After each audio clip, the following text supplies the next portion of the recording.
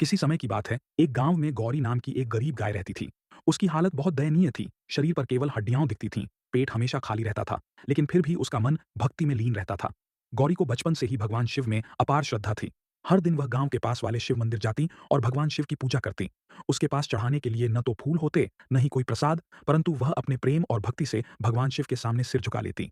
कभी कभी वह अपने आंसुओं से शिवलिंग को अभिषेक कर देती और घास के कुछ दिन के अर्पित कर देती। गांव के लोग उसकी यह श्रद्धा देखकर हंसते और कहते, अरे बेचारी, खुद तो भूखी मर रही है और भगवान को क्या चढ़ाएगी। लेकिन गौरी को किसी की बातों की परवाह नहीं थी। वह बस अपने भोलेनाथ को मन ही मन पुकारती रहती। एक दिन भगवान शिव ने उसकी भक्ति की परीक्षा लेने का निश्चय किया।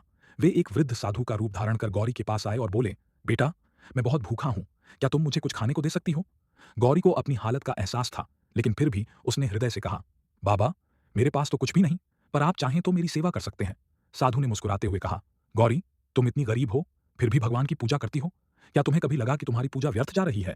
गौरी ने भोलेपन से उत्तर दिया, बाबा, मैं भगवान से कुछ मांगने के लिए नहीं, बल्कि प्रेम से पूजा करती हूं। वह सब जानते हैं, अगर उनकी इच्छा होगी तो मेरी तकलीफें भी मिट जाएंगी। साधु की आंखों में चमक आ गई। अचानक उन्होंने अपना असली रूप प्रकट कर दिया। वे स्वयं भगवान शिव थे। गौरी ने जब उन्हें देखा तो वह भाव विभोर होकर उनके चरणों में गिर पड़ी। भगवान शिव बोले, गौरी, तुम्हारी भक्ति से मैं अत्यंत प्रसन्न हूं। तुमने कभी अपनी गरीबी की शिकायत नहीं की और मुझे सच्चे प्रेम से पूजा।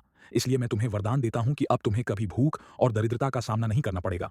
जैसे ही भगवान ने वरदान दिया, गौरी का शरीर चमकने लगा और वह एक सुंदर स्वस्थ गाय बन गई। देखते ही देखते उसके चारों ओर हरी भरी घास उग आई, एक विशाल गौशाला बन गई और उसकी सेवा करने के लिए कई लोग आ गए।